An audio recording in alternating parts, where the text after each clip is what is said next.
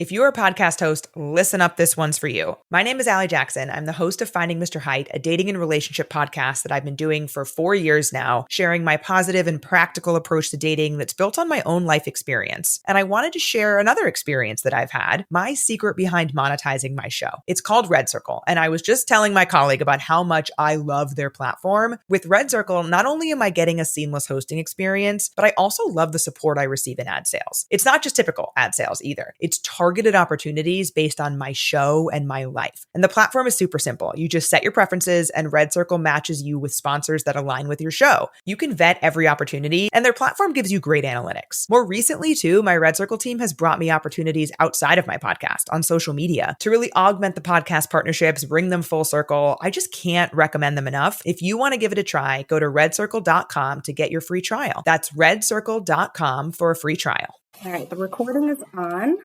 Happy birthday, dear Hamish. Happy birthday to you. And may the odds be ever in your favor. Welcome back to Must Love Books podcast. This is part 3 of Sunrise on the Reaping. Third and final part. We are Krystle and Kaylee, also known as Slowburn and DNF from the Something Smutty Book Club. And we have been covering the newest Hunger Games novel, Sunrise on the Reaping by Suzanne Collins. For those just turning in, make sure you listen to parts 1 and 2 first. These episodes are filled with spoilers as we break down the book, scene by scene, sharing our thoughts and reactions. Stay tuned for the end of the episode for a live reaction to the book's final chapter and epilogue, which we will be reading out loud and reacting to live. Did we grab some tissues? This episode should have been sponsored by Kleenex. So without further ado, Happy Hunger Games, and may the odds be ever in your favor. The odds are not in Hamish's favor or in anyone's favor, and this entire episode could just be me saying over and over and over again, I am not okay, I am not okay, I am not okay. Okay? That's it. We're done. Thank you. I like that. I'm going to cut into some cake while you start us off. So while Kaylee cuts into our strawberry birthday cake for Hamish's birthday, which is today, because today is July 4th, Reaping Day, and as we learned in the beginning of the novel, Hamish's birthday. So happy birthday, Hamish. Here's some strawberry cake, which is relevant to part 3. Oh my god, it's so... It has strawberries in it, but it's just strawberry. It's literally straight up pink, like Pepto-Bismol pink. Definitely gonna make us sick. Well, maybe it's poisoned, like in the arena. God, I hope so. This will actually just become a found footage episode. I've always wanted to be in one of those. Okay, so we started off part 3 in the novel with the aftermath of the volcano, which wasn't really so much as a volcano as it was this toxic, chemically slime that kind of covered everything. And we don't really find out the fallout until much later. So at this point, we only see Hamish's point of view. And he's trying to figure out what's going on. He has no idea if anyone died because the volcano was so loud that he didn't hear any of the cannonball booms. And he's kind of just out of his mind at this point, running around, trying to figure shit out until he finally, just goes to sleep. After the volcano goes off, he's basically going back to Ambert's body and looking at everything he has, which is when he gets the axe. Yes. Hamish getting an axe is very important to the rest of this because it is the only thing that we knew about Hamish's games before this book. Yeah. And then there's a quote once he finds the axe. It says, "Doubt swamp me. You can do it. It'll never work. You're just a loser with an axe, trying to chop down the Capitol again. Have you really learned nothing?" And I think that plays a big part into what comes later on. I mean, after the loss of Ampert and his plan failing, Hamish has really lost his drive. He wants to die at this point. Yeah. He wants it to be over with. He's literally yelling at Snow in the Capitol to just get it over with already. Yeah. Which, from what we know of Snow and what we know of the Hunger Games, the fact that he wants to die, we know that the Capitol's not going to kill him yet. Mm-hmm. They're going to plan to keep him alive till the very end so that he can watch every single one of his friends and allies die horribly. Obviously, that is the Capitol's plan. Yeah. And then, So he finally... That's right. And then he finally moves on after his whole, I'm going to chop down everything in this forest and whatnot. So he runs into Panache, in which Panache gives him a hard time, and they kind of start to get into a little bit of a fight, but Hamish is still very defeated and doesn't really want to fight back. But his survival instincts do kick in, and he is fighting the girl tribute from District 4, whose name at this point he does not remember, as well as Panache. And Hamish just lets go. He lets go of his inhibitions, he lets his survival instinct kicks in, and he manages to kill the girl from District 4. And he picks up with this fight with Panache, which, I mean, Panache is a career. He's trained for this. Is supposed to be stronger than Hamish. Hamish should not stand a chance, but he does. And the main reason why he does is because he's a fast talker. Mm-hmm. And Panache is about to get the killing blow in, and Hamish is all like, whoa, whoa, whoa, think about how this looks. You know, you don't want to kill an unarmed man. You don't want to make such a stupid choice. And he's just taunting him, trying to buy time. Now, I don't think Hamish actually thinks that Panache will be like, yeah, you're right. Well, he does. But he kind of does. He pauses long enough, and then a dart pierces his throat, and he dies. Where does this dart come from? And I'd been waiting for this moment because we knew that they were going to reunite. Maisie Donner comes to save the day, and she's all like...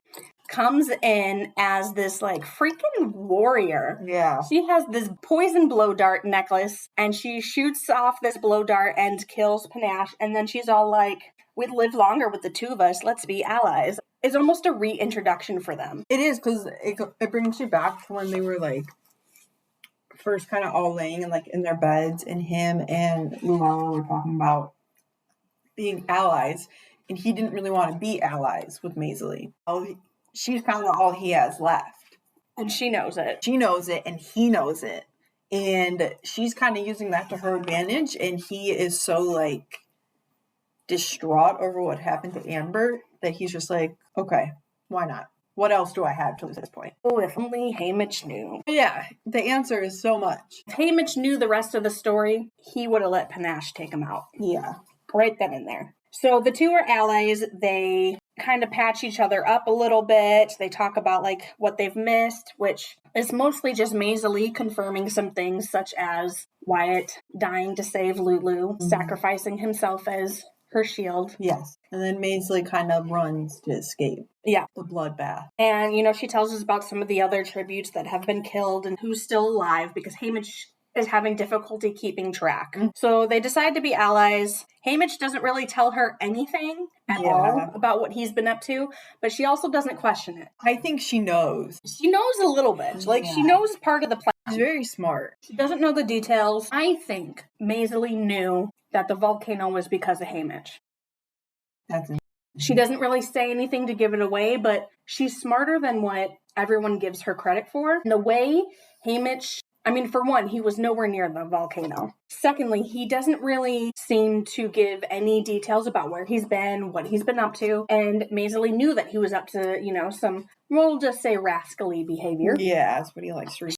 A bit of the plan. Maybe not all of it, but I knew that she knew a bit of the plan. So I think she knows, even though she doesn't say anything, that the volcano was punishment. So they start sharing all of their supplies, what little food they have left, and they make a deal, set everything 50-50, and they spend some time trying to come up with their plan. They do everything 50-50 together, so they really become part of a team together.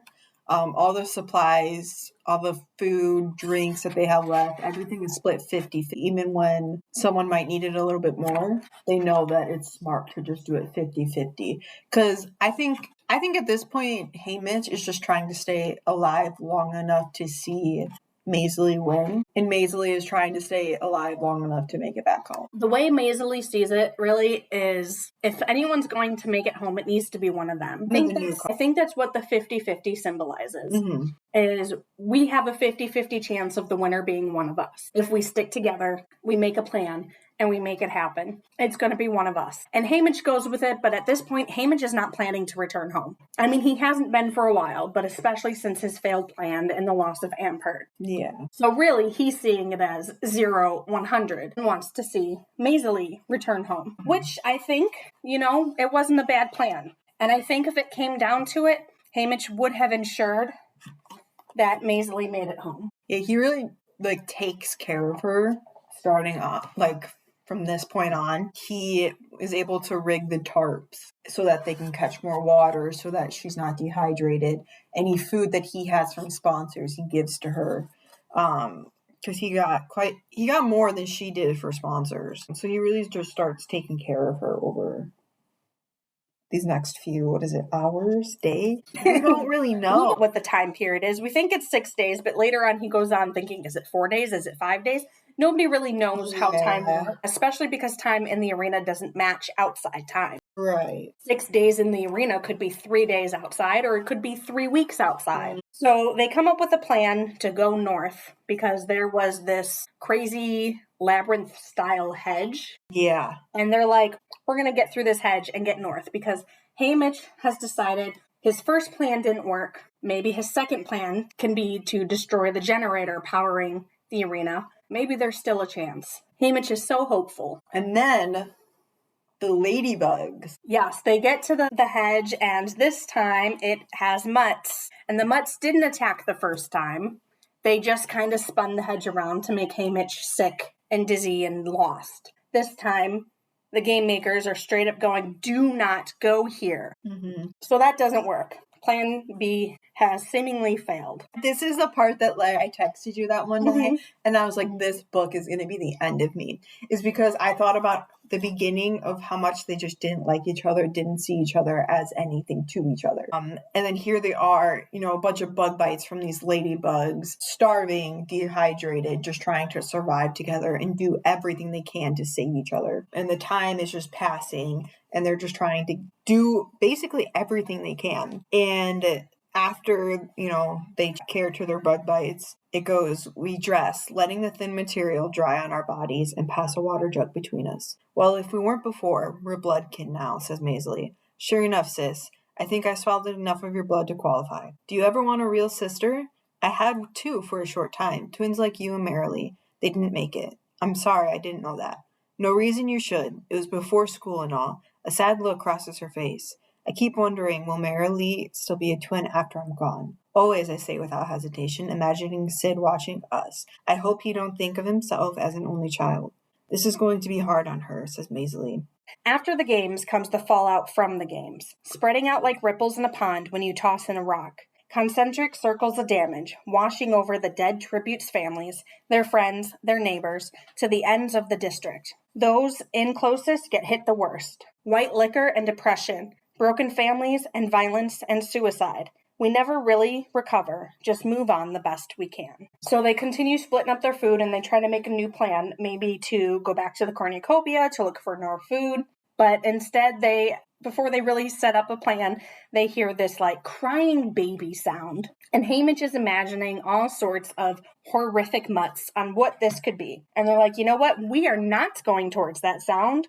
We are going to avoid it. Then they hear screaming. All the male careers are dead. So that has to be one of their remaining newcomers. Yep. So they go and they try to figure out what's going on. And they find Buck and Chicory, 2 of the newcomers, on the ground with long metallic needles sticking out of them.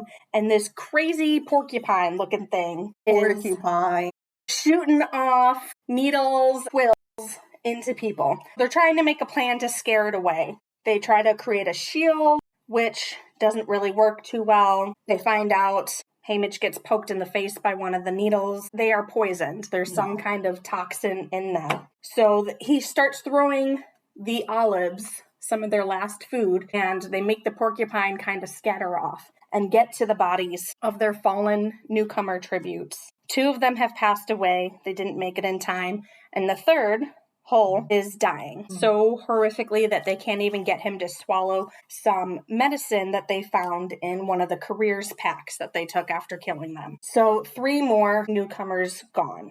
And at this point in the story, I had a thought. At this point, we had 2 careers left and 6 newcomers for a total of 8 tributes. Now we are down to 2 careers and 3 newcomers, Haymitch, Maisley, and Welly. The newcomers are dying from mutts, not careers. So I'm pretty sure that at this point, Snow is targeting newcomers with mutts as punishment for their alliance. Yeah. And to ensure that a career wins. You know, I definitely agree with that. And then Haymitch kind of goes on with his own thoughts. So Haymitch and Maisley are basically like, if it isn't one of us that wins, it has to be Welly. Welly is this tiny little girl. She's a baby. She is one of the youngest ones. Yeah, and one that Haymitch took a liking to. Yeah. And so their plan is to kind of find her to protect her at all costs. Because in the end, they would have liked her to win over anyone else. Just because they understand just how much younger she is and the pure innocence of not really being able to live her life to the fullest. And I love that they both agree, if it can't be one of us, let's work together and save Welly. Which I don't think it doesn't even register to them at this point that right there is another act of rebellion. Because she's not from their district. And yes, she's a newcomer, but that alliance was broken up the minute the gong rang, to be honest. Yeah. And then they get into a bit of a disagreement because Haymitch wants to find the generator. Because he still thinks he can blow up the generator. And if he does that, the games will be over. Where he thinks the generator is and where Maisley thinks Welly is the different directions. Yes. So they kind of get into it because Haymitch also doesn't want to tell Maisley his plan because there's always people listening. He really can't tell her the plan. So he's just, trying to say it to her in code. It's for my poster. And she takes that, okay, I'll believe you. I'll give this a go. So they're going back north. And what do they find? Let me tell you, I read this like 3 times in a row. It felt like a dream. I'm like, wait, what do you mean? Yeah. We were just as caught off as the game makers that they ran into were. How did that happen? I don't know. And I don't remember game makers ever being in the arena before. I think they had to manually fix some things. Because Haymitch destroyed Because of Haymitch. And that's the only reason why they were in there.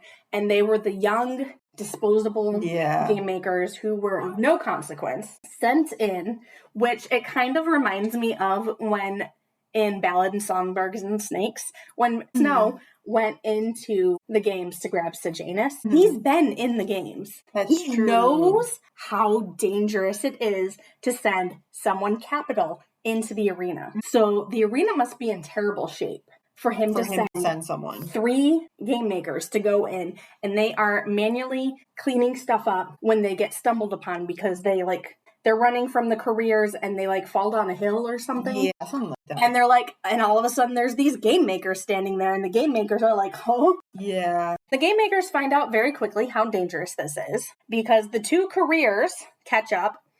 Silka and Marit catch up and Marit immediately kills one of the game makers. No hesitation. I think she tried to kill Haymitch. I think she was trying to kill Haymitch, but an axe or something at Haymitch or a trident. I think it was a trident at Haymitch.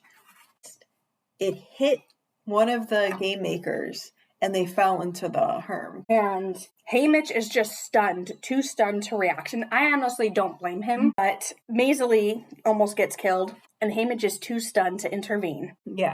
And so Maisley kills one of the game makers and Merritt kills one of the game makers. And then all of a sudden, the arena is dropping tear gas bombs on them to clear them out, because guess what? We can't show any of this on TV. Yeah. Haymitch and Maisley run one way, the careers one another, and the capital, I guess, decides to go after the careers. Maisley is upset with Haymitch, but she doesn't hold it against him for very long because she understands he didn't mean to kind of let her down. Right, he feels like he did. And he's beaten himself up even worse than she's beaten him up over it. So she's, she eats angrily for a little bit, has her little hangry snack, and then they kind of go back to it. And he is all, once again, pushing to go to the hedge. And this time they decide to just burn the hedge down to avoid any mutts and to just get through it. And they make it. They make it to the end of the arena, which is a big cliff. And at the bottom of the cliff, there is the generator.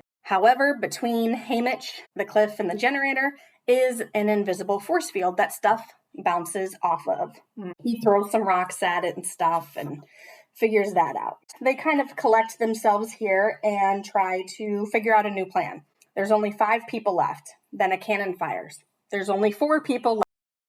one of the careers or Welly is that cannon. They don't know, but they decide, take their chances. We're going to find Welly and hope that that cannon wasn't her. Yeah. And they make it seem like they're going to split up, but then they're kind of like, no, we're not going to split up permanently. Okay, Maisie decides she's just going to go grab their food and bring it back. Starving. And then Maisie starts screaming. And what's crazy is Hamish swears he hears some geese. So he's running, he's got his axe out, and he finds 24 giant water birds. I don't know if they're supposed to be like cranes. No, they're just supposed to be these big birds. With beaks like sword blades, and they are swooping and diving, and he's in there with the axe trying to cut them all off, and he notices that they pay no attention to him whatsoever. They are targeted solely on Maisie Dawn. This is the part that I was referring to that was like, what? That made me so mad. But it says, through the rasping of her breath,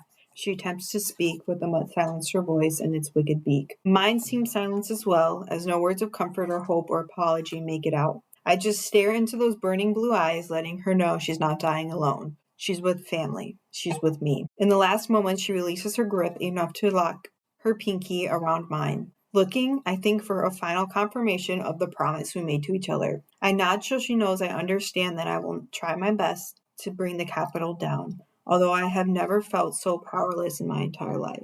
And then she's gone, to wherever people go when they die. She hasn't begged or pleaded. She retained her fury and defiance. Although for me, a person's desperation at the end is not a measure of their life, I know it mattered to her. Maisie leaves the world the way she wanted. Wounded but not bowed. I think about cleaning her up, but this is her final poster, and I won't tidy it up to make it look easier for those monsters in the Capitol to sleep tonight.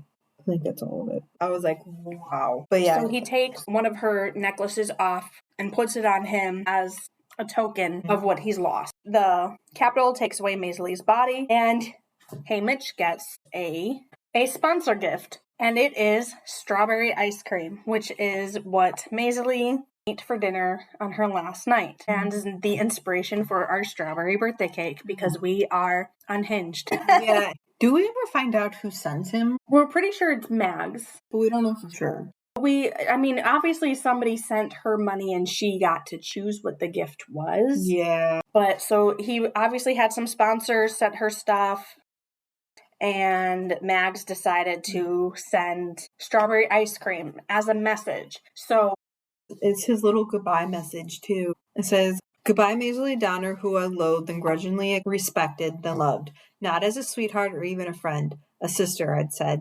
But what is that exactly? I think about our journey. Everything from snipping with her in those early days after the reaping to battling those pink birds. Pink. They were probably flamingos. I am never going to look at flamingos ever again. I guess that's my answer. A sister is someone you fight with and fight for, tooth and nail. But yeah, and then it goes into him kind of gathering all of their stuff to move on and find Welly. Night comes. We find out that the other cannon was for Marit. So Marit and Maisie were the two that died, and they were the two that killed game makers.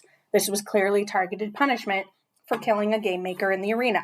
Now at this point we know all that's remaining is Silka, Welly, and Hamish. Hamish has decided it's time to find Welly. It's time to make sure she survives and let Welly win the games. He doesn't care about being discreet. He literally starts yelling her name and screaming. Yeah. He figures at this point, hey, if Silka comes for him, well, then he can just end himself, and Welly's the winner. He finds her pretty quickly. She's up in a tree where she's been hiding and clearly has not eaten or drank in days.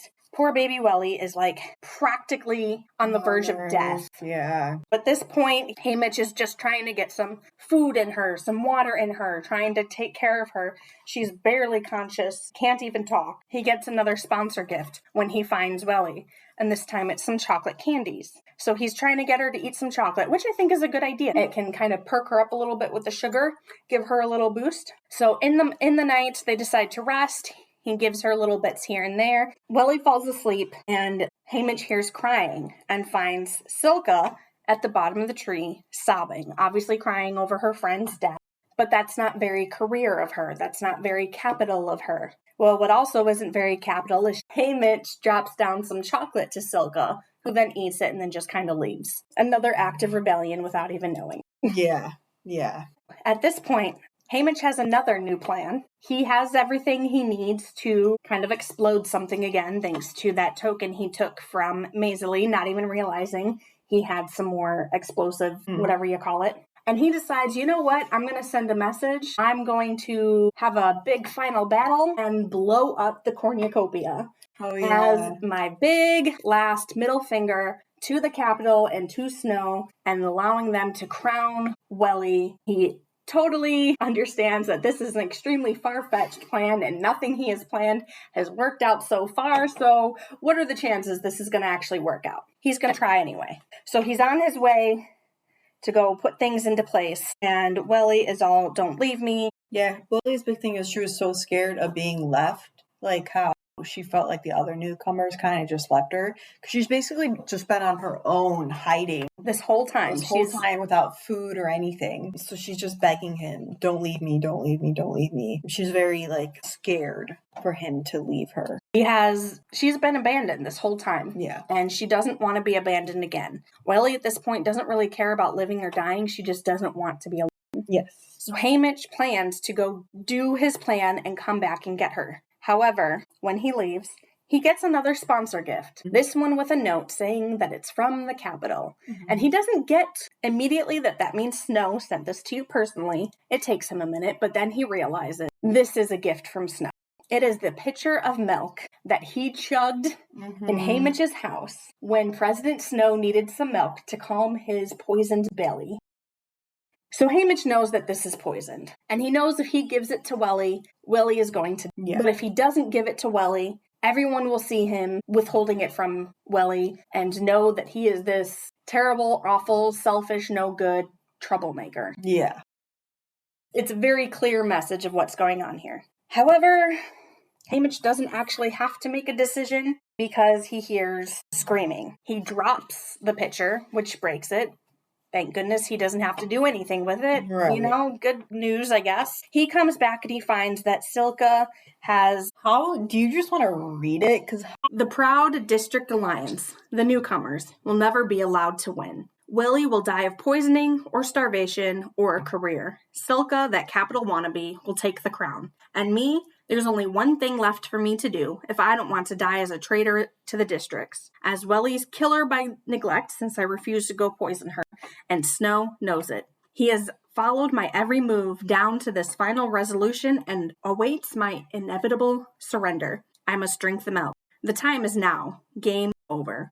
I retrieve the pitcher, flip the lid, and examine the contents. Every cell in my body resists capitulating to this end. I'm wondering if I could pretend to trip and drop the pitcher, at least postponing the moment of Silka's victory, when the cannon fires. I freeze, mystified. Was this not the moment for the president to savor my defeat? What's going on? Who has interfered with his game plan? I hurl the pitcher aside, hearing it crack open on a rock, as I take off for the wild grapevines. As promised, I am not far. I'm hoping against hope that somehow Silka has met a muddy end. That would make everything so much simpler. Rounding a final clump of saplings, I freeze in horror at what awaits. Silka stands like a statue, her snot green outfit splattered in bright red. In her right hand, her axe. Her left holds Welly's head, eyes still open, mouth agape. Yeah, it gets pretty bad. Haymitch is all, what did you do? And Silka claims that Welly attacked her. Okay, yeah, she fired the poison dart. Yeah, amazingly. Yeah, I don't know if we mentioned that before, but before Haymitch left her, he gave her the blow dart so that way she could protect herself. So he was like, if anything happens, you hear or see anything, just blow this dart, you'll hit him and you'll be okay. So she tried doing that. And Haymitch realizes that he left the real treasure unattended. He left Welly. Silka is all, she had to go, you have to go. It's the only way I get back to my people. And Haymitch is all, we all have people. And then she says, I'll tell it how it was when I get home. And Haymitch says, you're not going home. Silka just tosses Welly's decapitated head to the side. Imagine this, though. They're making this into a movie. They just casted like a 12-year-old girl. She's a baby. It's gonna leave people in a complete mess. This movie's gonna have to be rated R. Yeah. And if it's not rated R, I almost don't want it. Like, how are you going to try to make decapitated 12-year-olds? Not that I want to see a decapitated 12-year-old, but yeah, like, it's going to be intense. Silka is all, I will be the one to honor the Capitol. And, like, honestly, bitch, what? At this point, you're still butt-kissing the Capitol? So they fight, and they're fighting pretty good. They both have axes, and they go at it, hitting each other, blooding each other up. He gouges her eye out. And then he gets an axe to the stomach. She rips an axe across his abdomen, and as he's finishing this fight, talking about how he can feel his intestines in his hand. Out of him.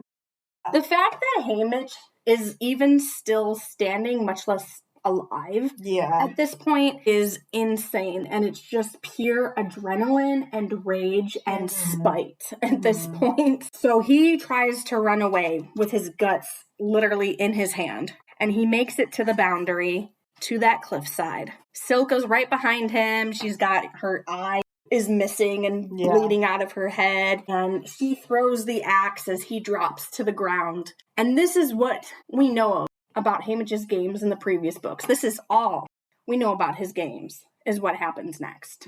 He drops to the ground. Now, we are led to believe that this was intentional. This was Haymitch's plan all along. This was how he always planned to win the games. Not him being here half dead, ready to give up. Like, he knows he's dying. He knows he's not coming out of this. He drops in weakness, not out of a plan. That axe hits that boundary and flings back and kills Silka.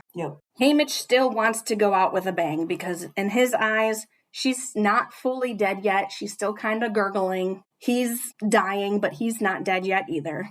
And he still has everything in his pocket to blow something up. Literally going out with a bang. He barely even registers the voices coming through the intercom system of the arena telling him, you need to stop all activity. Don't do this. Freeze. Drop that now.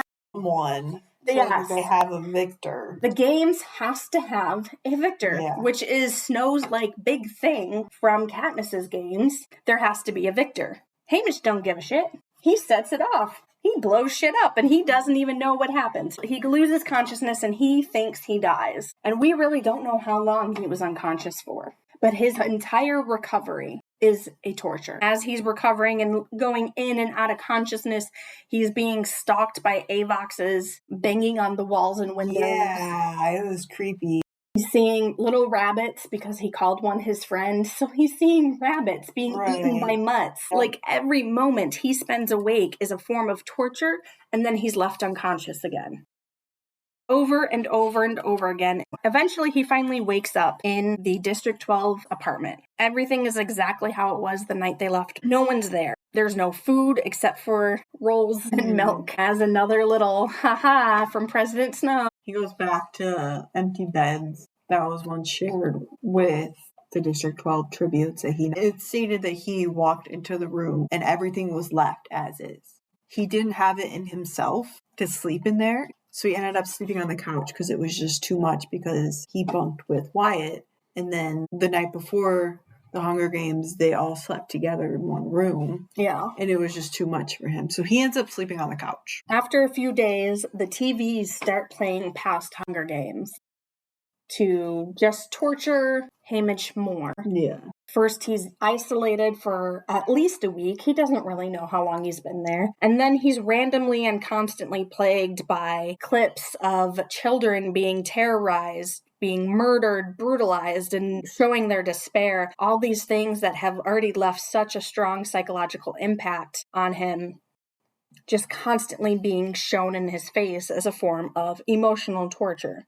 Towards the end of his torture via TV, he wakes up from a dream about Lenore Dove, and on the TV is a girl and a rainbow of ruffle singing a song that has a familiar tune. It is the song that Lucy Gray, the only District 12 winner we have had since the 10th games.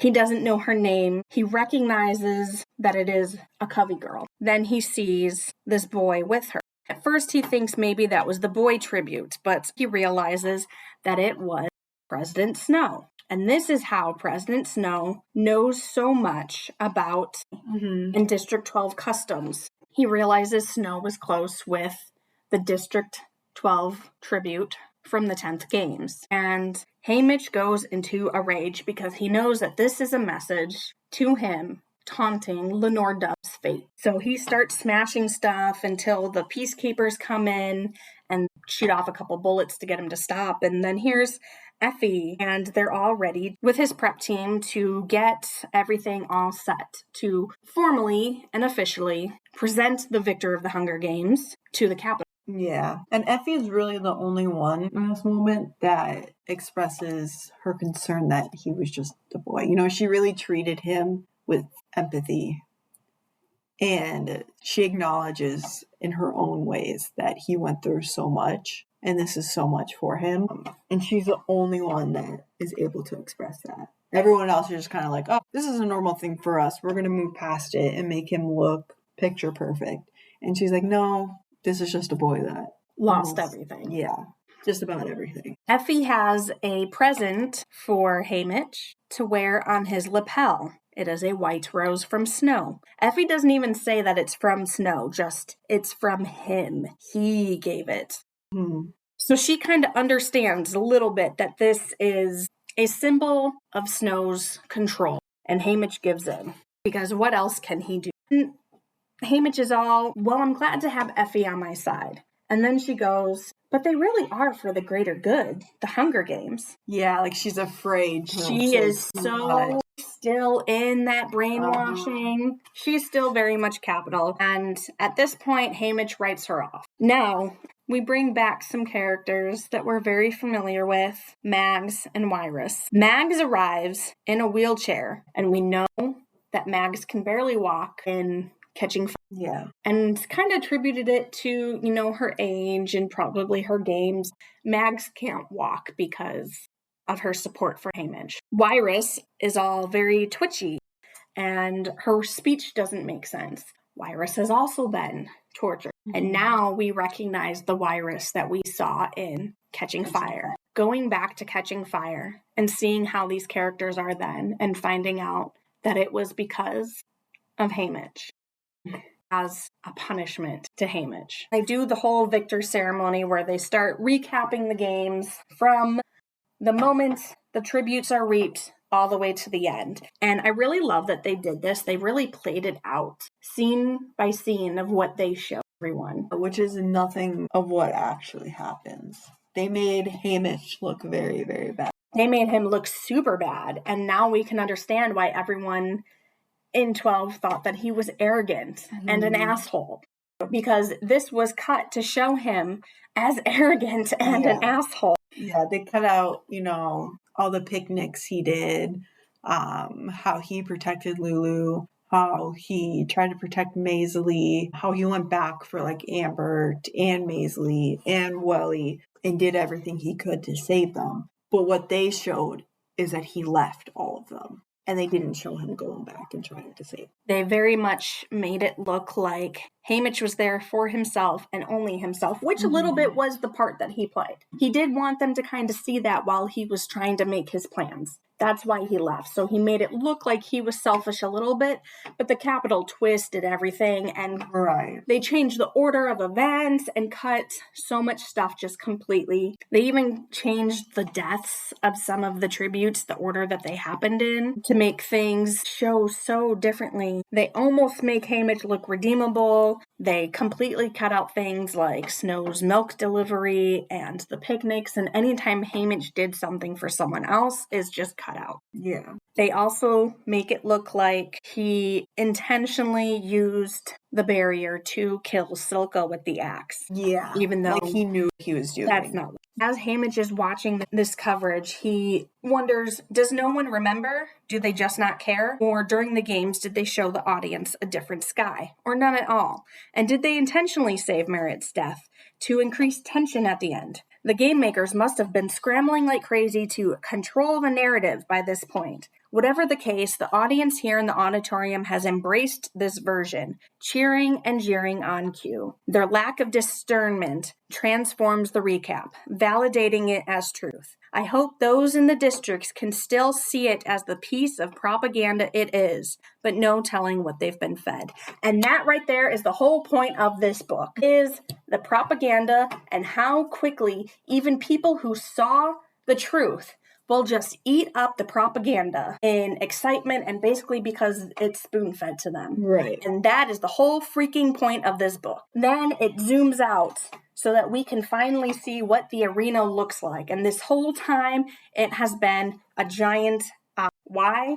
Because the Capitol is always watching. Big Brother is always watching. Theme number 2 of the story. I'm just shaking.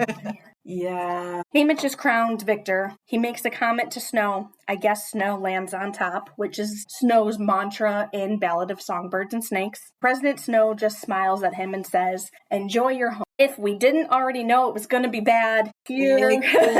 At this point, they're basically keeping Haymitch in a cage to be fed by party people. Yeah, I don't even know what to call the them. elite. But they're literally like hand feeding Haymitch through this cage like he's an animal for their entertainment, which I think is also signifies that President Snow got to cage his Mockingjay.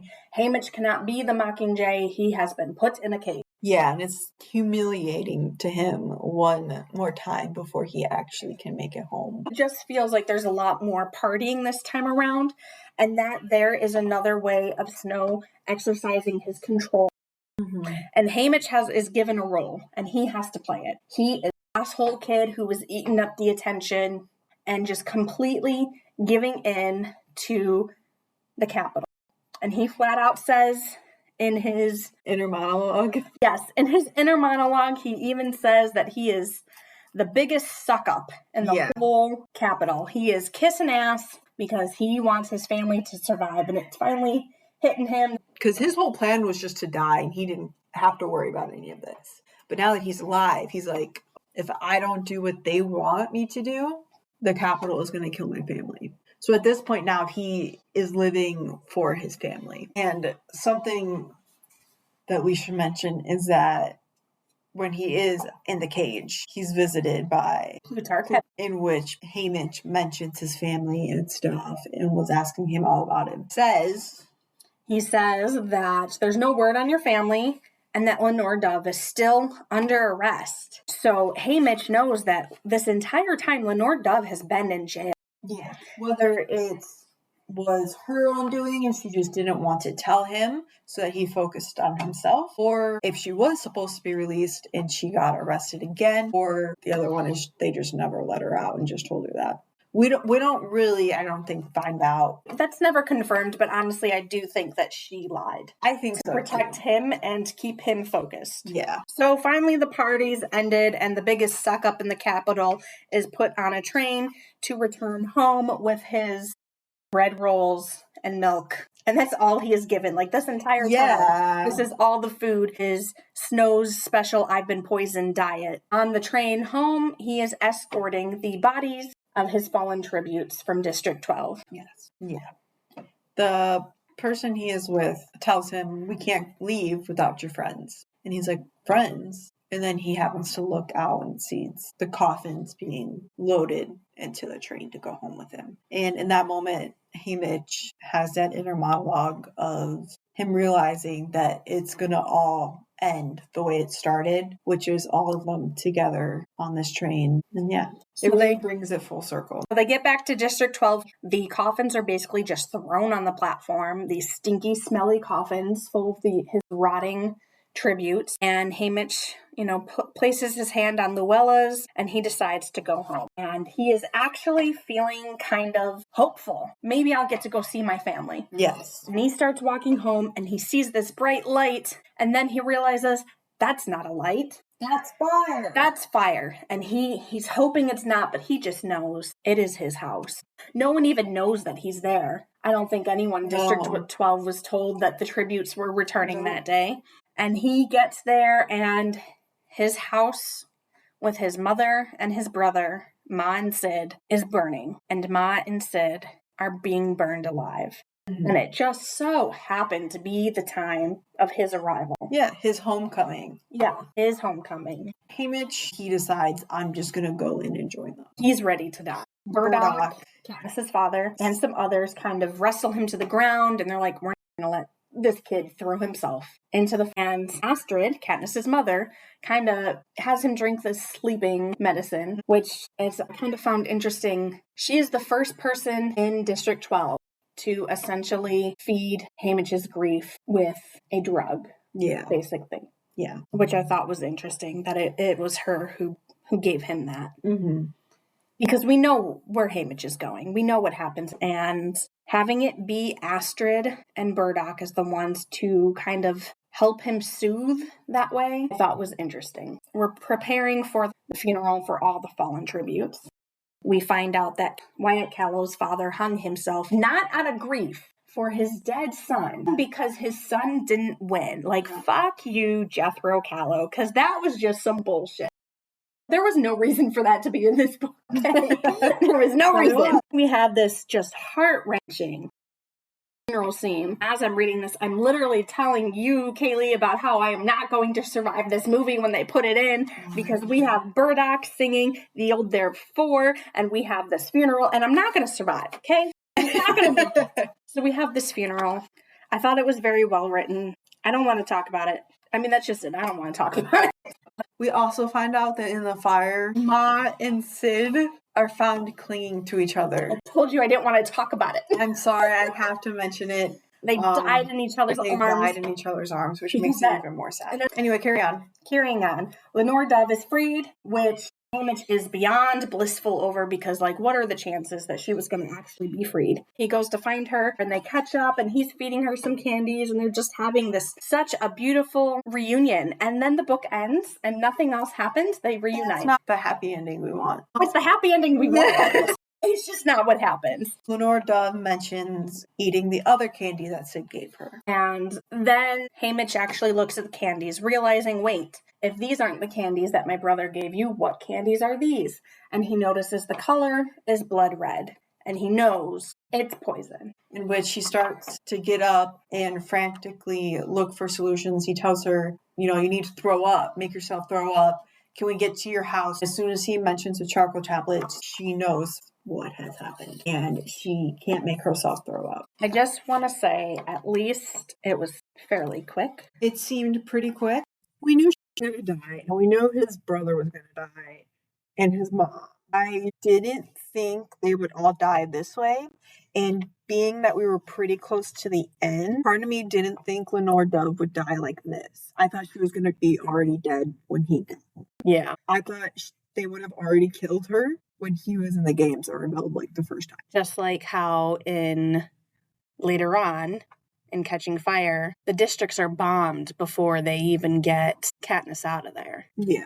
I kind of thought he'd come home and some of them would be gone, or alternatively, I thought maybe we would have more time after, and they would have been kind of picked off one by one. Throughout the years. Yeah. That it was going to be a build-up. I didn't think it was going to happen all at once, and I didn't think it was going to be this bad. I think that poison is very, like, I don't even know how to describe it, but it's such, like, a big statement because the whole theme is poison. And they were both of these deaths, or I guess all three of these deaths, were done in a way to make it very obvious to Haymitch himself that these deaths were caused by snow. Because as he said, the fires are not uncommon. Families have died in fires before. This is not something new or strange or out of the ordinary. But Haymitch knew just how paranoid his mother was about having a fire. So how on top of it she was making sure there was never a burning coal, a candle left undone, like ensuring the best that she could that there was never an accidental fire. So very clearly was not an accident. And the fact that it happened so fast that they were holding each other, they didn't have any time to even try to escape. So that means it went extremely fast.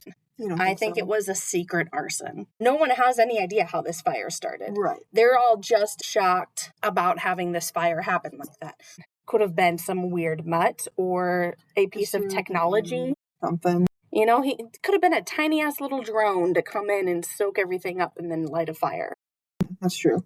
You know, like one of the parachutes or something, like something crazy like that. And then Lenore's poisoning was also very much done at a time and in a place where Snow knew Haymitch would be connecting with Lenore. Yeah, it's just so weird how all of it, like, obviously it's a book and it's fiction, so it's meant to be written up this way.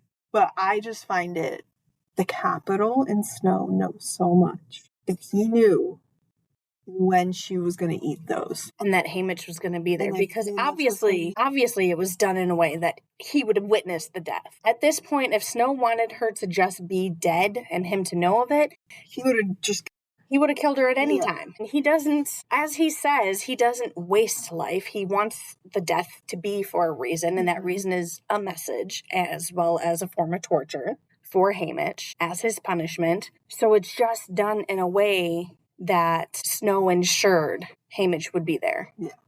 And he would witness her actual death himself and not just finding the body. I think the poisoned ones were just left there, likely by peacekeeper or something. Probably a parachute, a drone, because I don't think Snow has many peacekeepers that he trusts enough for these types of missions, for lack of a better word. I think it would have been likely a parachute or a drone or something to drop it off, and probably even had a camera set up so that he could, keep an eye on things. And we know that meadow is already special. It is essentially the Covey's meadow, unofficially. It's a meadow where he spent a lot of time with Lucy Gray. So I think him understanding that this is where it had to happen was kind of a multi-reason scenario. He chose it for many reasons. And I think Snow saw a lot of Lucy Gray in Lenore Dove, which, I mean, he doesn't even hide that. He flat out tells Haymitch that he knows, like, without saying Lucy Gray's name. Mm-hmm. And he wanted to erase her because he's still trying to erase Lucy Gray decades later. Because no one haunts a narrative quite like Lucy Gray. That's true. At this point, we have not read the ending. We're going to react to it live. We're going to read and react live to chapter 27 and the epilogue. Chapter 27. And just as a reminder, this is right after Lenore Dove's death. Yeah, immediately. The nightmare always starts with me feeding her that gumdrop. We're in the meadow, holding fast to each other, her face shining with tears of joy. And I don't check the bag. I never check the bag. Why can't I remember to check the bag? I just lift that blood-red gumdrop to her lips, and there's no stopping what follows. My realization, her terror, the bloody foam, my pleading with her to stay, her making me promise. Then the uncles are there, Clerk Carmine ripping her from my arms, trying to restart her heart while he calls her name. Tam Amber standing stiffly over them, his head shaking as he mumbles, "Not again, not again." That's when the music kicks in. Her name poem, her song, careening around my brain like a runaway train. And I'm not going to sing this because I am not a singer. Come on, bro. No, I shall recite it as Edgar Allan. No, I'm not going to do that either. Once upon a midnight dreary, while I pondered, weak and weary, over many a quaint and curious volume of forgotten lore, while I nodded, nearly napping, suddenly there came a tapping, as of someone gently rapping at my chamber door. "'Tis some visitor," I mutter, tapping at my chamber door. Only this, and nothing more. Ah, distinctly I remember it was in the bleak December, and each separate dying ember wrought its ghost upon the floor. Eagerly I wished the morrow, vainly I had sought to borrow from the book surcease of sorrow for the lost Lenore, for the rare and radiant maiden who the angels named Lenore, nameless here forevermore. The raven, the unforgiving songbird, repeatedly reminding me of President Snow's crystal clear message to me on my homecoming, that I will never get to love anyone ever again, never more, because he will make sure they end up dying a horrible death. And so I drive away anyone and everyone who could ever have been considered dear to me. Old neighbors, Hattie, customers, schoolmates. Blair and Burdock hang on the hardest. Blair finally acknowledges the truth of my position, gives me one final hug, and leaves sobbing. Even then, Burdock insists on showing up, sometimes along with Astrid, who bears bottles of sleepy syrup, defiant, deaf to my pleas. I resort to throwing rocks hard at them. It takes one hitting Astrid on the forehead, blood pouring down her perfect face, to finally get them to leave me alone. Hurting her that way feels worse than anything I did in the arena. The world goes silent. I see no one. I have never really been alone before, always with my family, or my friends, or my love. A peacekeeper slides an envelope of money, my victor winnings, under my door every week, and leaves a food parcel on the porch. On the envelope, meat and bread and milk and various supplies have been meticulously deducted. Who has arranged this service? The president? Is he still insisting on keeping me alive? I would welcome death if it wasn't for my promise to Lenore Dove that I would somehow keep the sun from rising on the reaping. The impossibility of it adds to my despair. I drain bottles of sleep syrup to escape reality, only to feed her gumdrops in my dreams. Yeah. So essentially, what we are finding out here is the whole reason why Haymitch finally rejoins the rebellion plan is to fulfill his promise to Lenore Dove. Yeah. That's really what we find out. I would somehow keep the sun from rising on the reaping.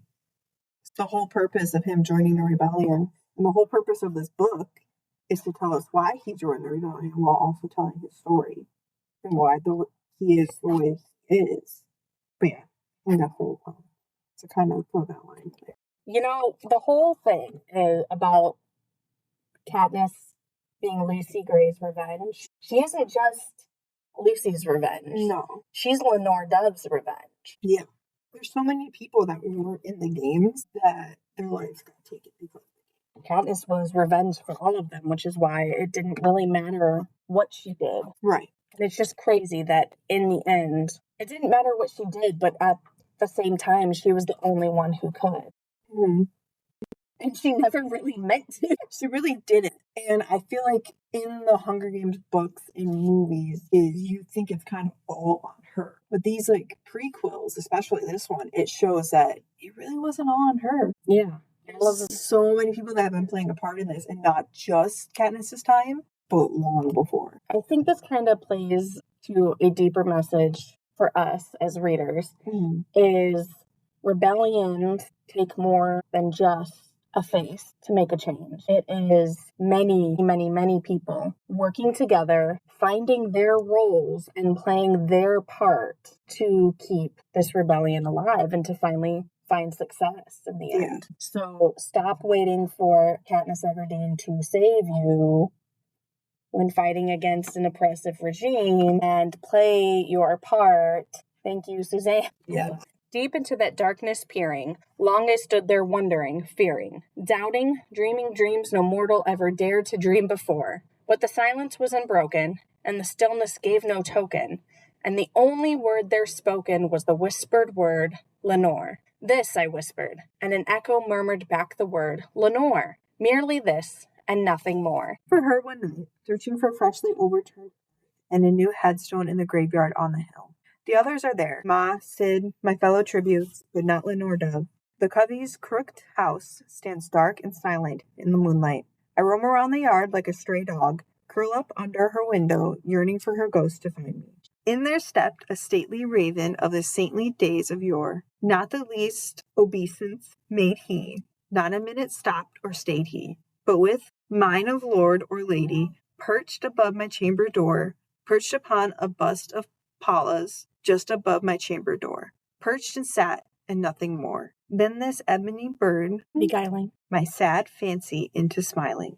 By the grave and stern decorum of the countenance, the countenance it wore. Though thy crest be sworn and shaven, thou, I said, art sure no craven. Ghastly grim and ancient raven, wandering from the nightly shore. Tell me what thy lordly name is on the night's Plutonian shore. Quoth the raven, nevermore. The sleep syrup runs out, and in desperation I begin to visit the old Bascom pie, loading a sack with bottles of rot gut clinking on all the way home. Some nights I find the oblivion I seek, others I wander through the dark. One morning as I awake, half naked on the green outside my house, covered in mosquito bites, I realize where she must be, that her uncles would not have laid her to rest in the District 12 graveyard, but taken her somewhere that they loved, the woods. I am a man on a mission for weeks. I'm a man on a mission. For weeks I wander through the trees, circle the lake, examine the soil under the apple trees, looking for any sign of her, entreating the mockingjays for a clue to her whereabouts, calling her name into the wind. She leaves turn scarlet and gold, crunching beneath my feet. Lenore Dove, I cry, but she doesn't reveal herself. Burdock comes, though, appearing out of the mist, his leather jacket fastened against the frost, his bow in hand, a brace of wild turkey at his hip. He has not forgiven me, will never, but is not beyond pity. Perhaps because he knows what it is to love. If you want her, come on, is all he says. And I do want her. Just as long ago I wanted the apples he promised. And so I followed him far, far into the woods, beyond the lake, beyond my ken, to a hidden grove no normal human eye could detect. And here he leaves me. A small secret graveyard with beautifully carved headstones. Covey. Each marked only with a snippet of their name poems. Among them, on a creamy white stone, Lady, he said. Maud Clare, he said. Maud Clare, and hid his face. On a mossy slab of slate. Yet some maintain that to this day she is a living child. That you may see sweet Lucy Gray upon the lonesome wild, and on a gray rock speckled with pink and purple, but the silence was unbroken, and the stillness gave no token, and the only word there spoken was whispered word Lenore. This I whispered with an echo, murmured back the word Lenore. Merely this, and nothing more. They have a grave, at least a headstone, for Lucy. So I think we know. Does this confirm She's dead? that she's in it, though? Is there a grave with a body, or is this just a headstone commemorating her disappearance? I mean, we might find out, but I guess for right now we don't know. Because, yeah, it could be a decoy. It could be a decoy. It could just be a memorial after losing her. She could have left District 12 and gone somewhere else. She could have died in the woods, or she could have died when Snow went on his psychotic rampage, randomly shooting at trees. Yeah. I hope it's not that one. Me too. I mean, we presume at this point she has died, but it's been decades. It's really the question of when. Yeah.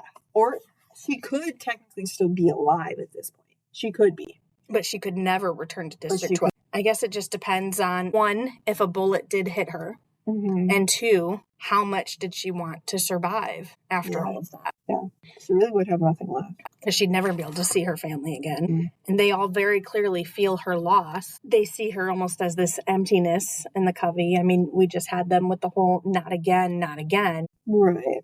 So they know that something happened, and they know it was because of Snow. Yeah. How far it went? I mean, we have a couple pages left. Maybe we'll find out. Maybe that will be something Suzanne leaves to our imaginations. Yeah. I lie in her grave and remain there as night falls, dawn breaks, and blackness descends again.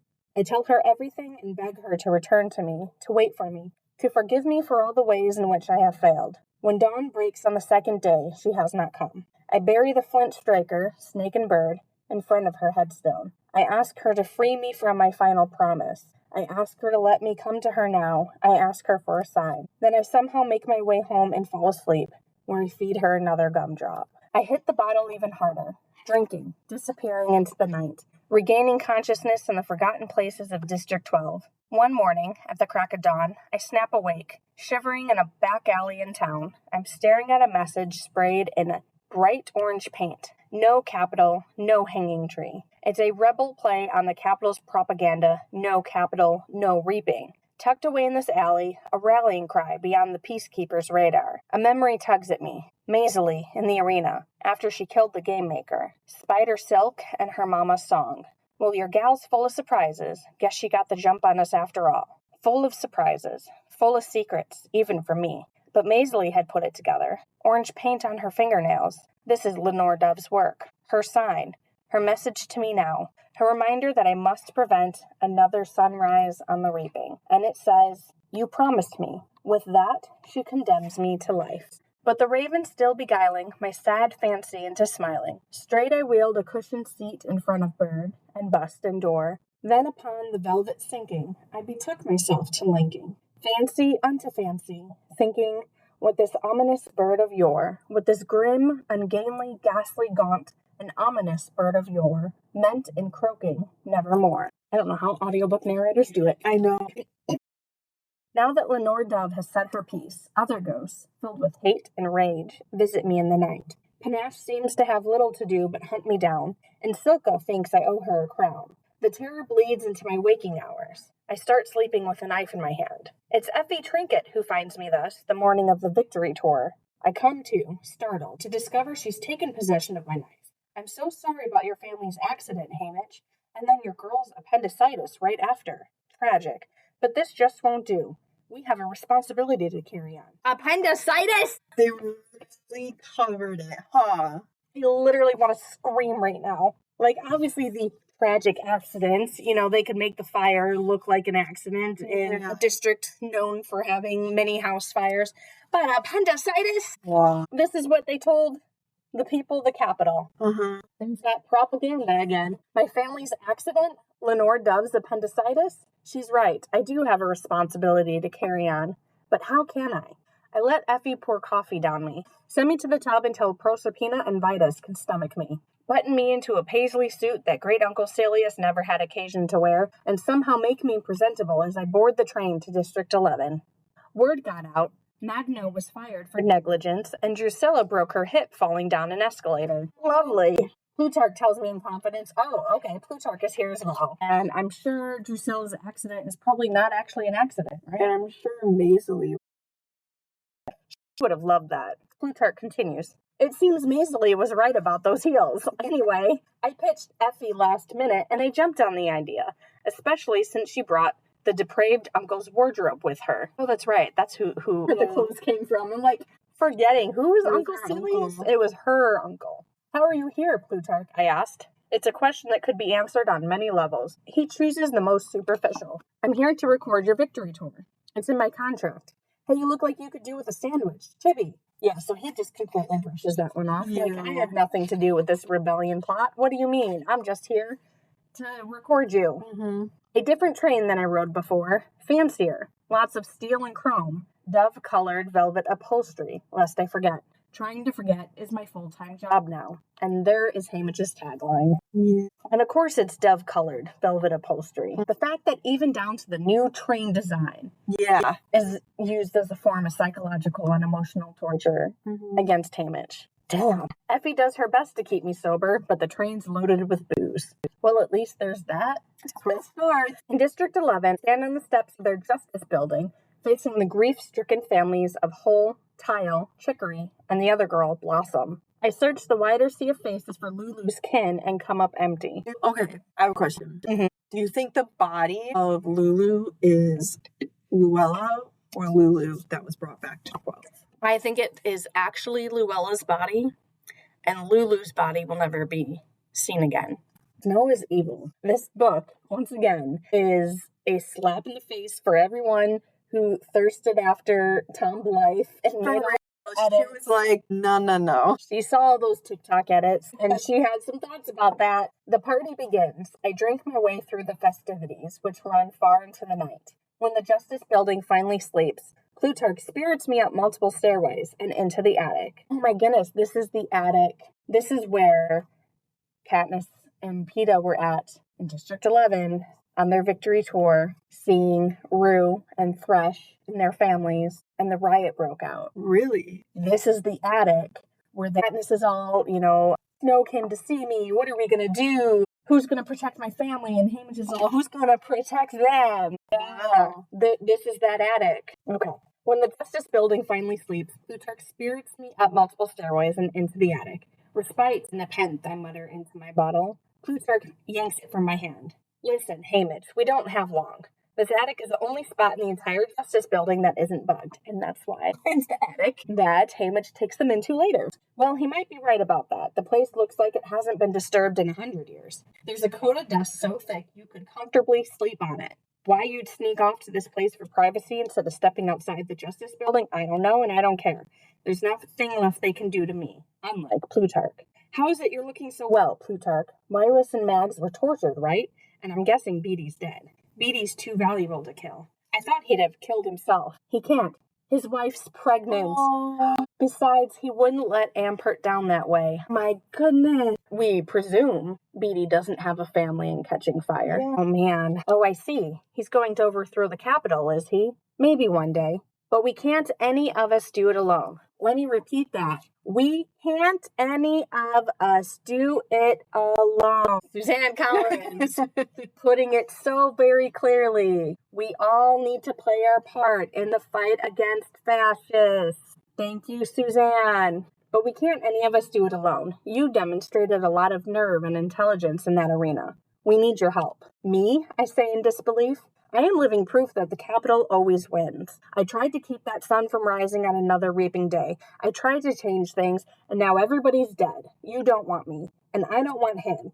I don't want help from anybody in the Capitol ever again. I could never trust them. What is it that finally makes Haymitch trust Plutarch again between now and Mockingjay? He does seem to trust him again. Not enough right now. Yeah, in the future he does. So what is it that makes that change? Is it Katniss? Is it because of Katniss? Or is it just that enough time has passed? Or is there more things happening that we just haven't seen? I'm sure there's definitely more things happening. We do want you. You shook up the Capitol, both figuratively and literally, with that earthquake.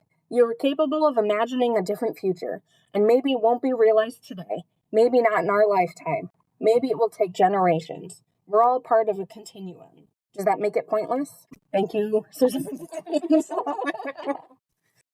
it so clear. Yeah, literally putting it out. Even if we don't win the fight against fascism today, maybe it will be our children or grandchildren or great-grandchildren. We still have a part to play. It all has to start somewhere. I just don't know, but I do know you need someone different from me. No, Haymitch, we need someone exactly like you. Katniss Everdeen, everybody. He did say how much he saw himself in Katniss. So maybe that is his moment of like, this is it. This is the chance we have. Just luckier, I say. Luckier or with better timing. Having an army at their back wouldn't hurt. Everything leads to Katniss. Mm-hmm. Sure, that would have helped. Where are you going to get an army, Plutarch? If we can't find one, we'll have to build one. But obviously finding one's easier. And then we can all kill one another, like back in the good old dark days. Well, you know better than anyone what we're up against with snow. If you think of another way to stop that sunrise, you let me know. Oh yay, more Poe. Well, there's a lot more coming. By that heaven that bends above us, by that God we both adore, tell this soul with sorrow laden if within the distant Aiden it shall clasp a sainted maiden who the angels named Lenore, clasp a rare and radiant maiden who the angels named Lenore. Quoth the raven, nevermore. I avoid speaking to Plutarch for the rest of the victory tour. Through all the districts where I stand stages looking down at the families of the dead tributes, through all the parties that accumulate in the Capitol where I'm returned to the comfy cage, through all the strained festivities in District 12. My team heads to the train. Plutarch and his crew do a style piece on my new house and tape a parting shot for me in the yard. As I stand there staring at my prison, unwilling to cross the threshold and resume my sentence, he joins me. All right there, Haymitch? I have nothing to live for, I say, this without even a note of self-pity. I'm simply stating a fact. Then you have nothing to lose. That puts you in a position of power. I would like to kill him at that moment, but what would be the point? Instead, I say, you think you're a good person, don't you, Peter? You think you're a good guy because you told me about the sun and the berms, when what you really did is help create the Capitol's propaganda and broadcast it to the country. 49 kids died for it. But you gave it the old heavensby spin, and in that propo, you're some kind of hero. Plutarch takes a moment to answer. I'm nobody's idea of a hero, Haymitch, but at least I'm still in the game. And that seems to be a big part of Plutarch's arc, is just always being in the game. Yeah, he never leaves it. Even after Coin, he still doesn't leave it. He's still part of the game. He always has his hand in it. Be that word or sign of parting, bird or fiend, I shrieked upstarting. Get thee back into the tempest and the night's Plutonian shore. Leave no black plume as a token of that lie thy soul hath spoken. Leave my loneliness unbroken. Quit the bust above my door. Take thy beak from out my heart and take thy form from off my door. Quoth the raven, nevermore. And the raven, never flitting, still is sitting on the pallid bust of Pallas, just above my chamber door. And his eyes have all the seeming of a demon's that is dreaming, and the lamplight over him streaming throws his shadow on the floor. And my soul from out that shadow that lies floating on the floor shall be lifted nevermore. And so I remain forever trapped in my chamber. I am so desperate to forget, to escape the grief, the aching loneliness, the loss of those I love. There are no mementos of them, all are burned or buried. I work on forgetting their voices, their faces, their laughs. Even in my head, my language becomes dull and flat, stripped of the color and music of yesterday. The only human contact I allow myself arrives by way of Capital News, which I play on the television set 24/7. That way, if Lenore's ghost ever comes to me, I can tell her I'm working on a strategy to keep that sun from rising. I make no plans, have no hopes, keep no company, speak to no human being except old Bascom Pie, with my nepenthe runs low. But I can't say I have no future, because I know that every year for my birthday, I will get a new pair of tributes. One girl and one boy to mentor to their deaths. Another sunrise on the reaping. And when I remember that, I hear Sid's voice waking me the morning that Raven first tapped on my chamber door. Happy birthday, Hamish. Okay, we knew that Hamish's birthday was on the reaping, but it didn't hit me until this exact moment that every year for his birthday, he gets a new pair of tributes to die. Yeah. His birthday gift every year from President Snow is dead children. More doves, as he would say. And I think that this kind of confirms that there is a reason why District 12 has so few victors, and it is intentional. I can only imagine how he feels, and I guess it explains how his addiction got worse, is that he struggled so much with not being able to save anyone in the arena when he played, and now he can't save anyone outside of the arena. He'll never be able to save any of his tributes in the arena because Snow will ensure every single one of them die. Yeah. Every single year. And maybe that's why he didn't feel so attached to Katniss and Peeta in the beginning. Yes, he was very detached. Yeah, and kind of seeing how they played, especially at the end when they won, I think that also might have played a part in why he decided that that was the time. So I think that it's gotten to the point where it's more than just him seeing himself in Katniss, and Katniss being so similar to him, but Peeta in the first Hunger Games is essentially Welly, vulnerable. Yeah. Peeta is vulnerable. Peeta is weak. He's not, necessarily this weak person outside of the games, but because of his injuries, can barely walk. There's very much a comparison to be made there between Peeta and Welly. So seeing the end of the games with Katniss and Peeta together as the final two, that's what he wanted for him and Welly. And then seeing them both make it out. Yeah. And those who didn't read the book, it started how it ended. The opening line was also the ending line. It both started with Happy Birthday, Hamish, and ended with Happy Birthday, Hamish. All with a very, very different connotation. Yes, completely opposite. One where he maybe not necessarily was excited about his birthday, but he was surrounded by all of his loved ones for his birthday. And then ending it with having them. I'll go ahead and do the epilogue. Epilogue. When Lenore Dove comes to me now, she's not angry or dying, so I think she's forgiven me. She's grown older with me, her face etched with fine lines, her hair touched with gray, like she's been living her life beside me as the years passed, instead of lying in her grave, still so rare and radiant. I fulfilled my promise about the reaping, or at least lent a hand, but she says I can't come to her yet. I have to look after my family. I first saw the girl at the Hob when she was just a baby. Burdock was so proud of her. He toted her around everywhere. After he died in that mine explosion, she started coming alone, trading the odd squirrel or rabbit. Tough and smart, her hair in 2 braids then, reminding me for all the world of Luella McCoy, my sweetheart of old. And after she volunteered for the games, that nickname couldn't help but slip out. I didn't want to let them in, her and Peeta. The walls of a person's heart are not impregnable, not if they have ever known love. That's what Lenore Dove says, anyway. I didn't want to have anything to do with their memorial book after the war. What use? What point?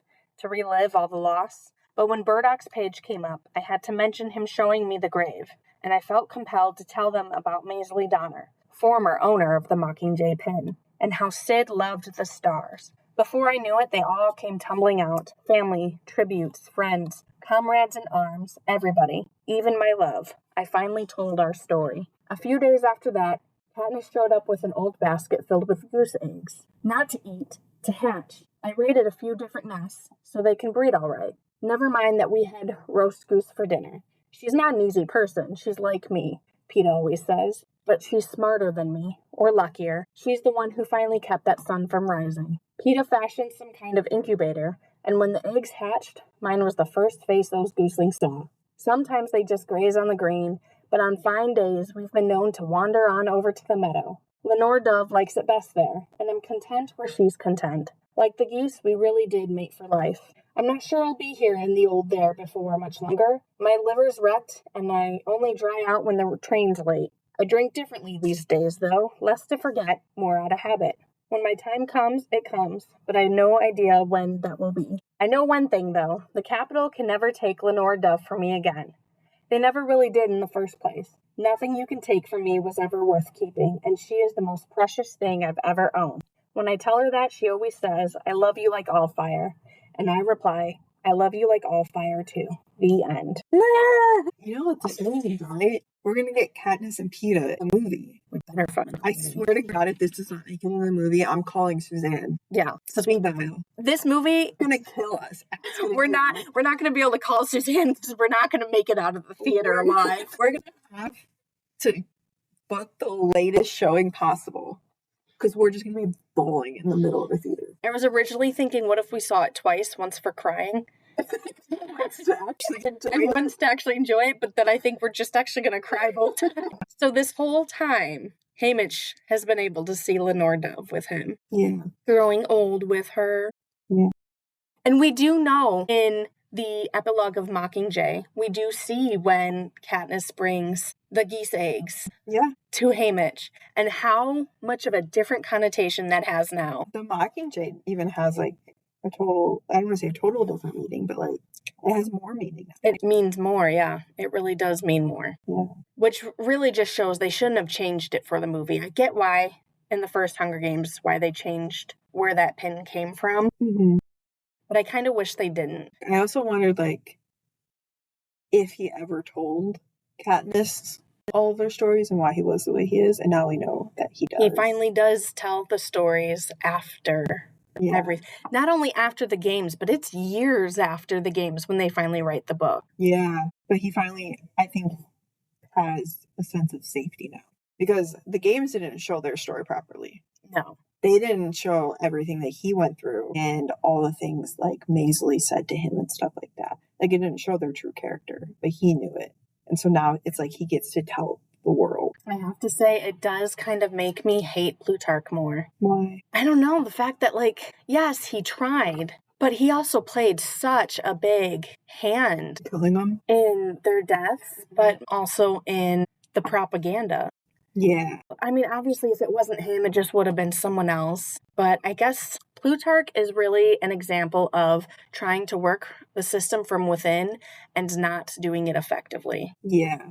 I would really like to hear his story. Yeah, I would like to see more. Because I think hearing his inner monologue would change our minds drastically. Or it would make us hate him even more. Right? Well, we didn't cry. We didn't cry. I got goosebumps, though. I did, too. I think Suzanne Collins is just a genius. She is. Say it bluntly. I think to create a story that, I mean, the Hunger Games at this point, don't mark my words for it, but I want to say it was like 2012. Could be wrong.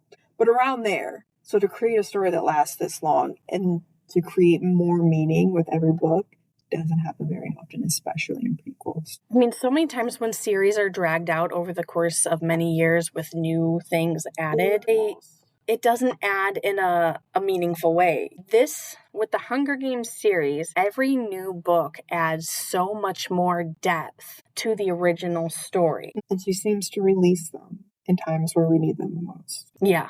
In which case, does that mean we're going to get more soon because the world is on fire, Suzanne? Soon. Well, you know what her message was. Yeah, she literally wrote it down for us, put it on the paper, handed it to us. And people will read this and say books aren't political. Yeah, they're definitely, the series is definitely going to get banned. In the next couple of years, I would say. Right? They don't want us reading this. Yeah. And Suzanne, if you are listening, Krystle and I are available to, play some extras. We can play dead in arena. I can be dead. We can be dead. Listen, we're already dead inside. Perfect. So we can be dead on the outside. Ending paragraph is, to all my wonderful readers, thanks for once again returning to Pen App and investing in these characters and their struggles, even when you know the eventual outcome. The snow may fall, but the sun also rises. Oh, I love that. Those final words from Suzanne Collins. The snow may fall, but the sun also rises. And I think that there is really what Suzanne wanted us to take the most from this novel. So this has been Sunrise on the Reaping.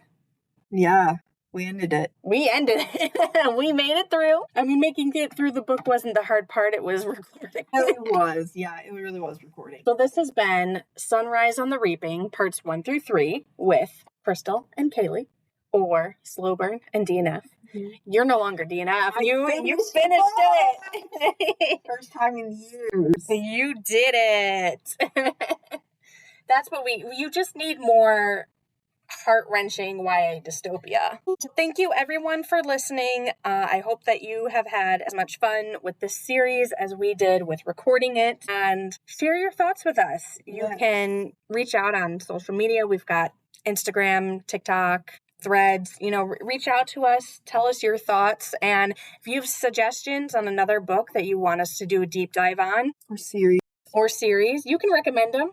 If you want more Hunger Games fun with Must Love Books podcast, we are going to work on a Hunger Games simulation game project using our favorite book characters. So if you have any characters that you want to see in the Hunger Games simulation, let us know. Yeah. And we're going to pick 24 characters. They can be from similar books, different books, across any genres. Yeah. We'll say that. Because let's do, Lizzie Bennet from Pride and Prejudice. If you want to join in on the Hunger Games simulation, we're going to work on it in the next couple of weeks. You can submit your recommendations on book characters you want to see in the simulation. Send it to us on Instagram at Must Love Books podcast on Instagram, and stay tuned for that episode. Yeah. All right. Well, thank you everyone for listening. This has been Must Love Books podcast with DNF and Slowburn. Yeah. All right. If you're a podcast host, listen up, this one's for you. My name is Allie Jackson. I'm the host of Finding Mr. Height, a dating and relationship podcast that I've been doing for 4 years now, sharing my positive and practical approach to dating that's built on my own life experience. And I wanted to share another experience that I've had, my secret behind monetizing my show. It's called Red Circle, and I was just telling my colleague about how much I love their platform. With Red Circle, not only am I getting a seamless hosting experience, but I also love the support I receive in ad sales. It's not just typical ad sales either. It's targeted opportunities based on my show and my life. And the platform is super simple. You just set your preferences and Red Circle matches you with sponsors that align with your show. You can vet every opportunity and their platform gives you great analytics. More recently too, my Red Circle team has brought me opportunities outside of my podcast on social media to really augment the podcast partnerships, bring them full circle. I just can't recommend them enough. If you want to give it a try, go to redcircle.com to get your free trial. That's redcircle.com for a free trial.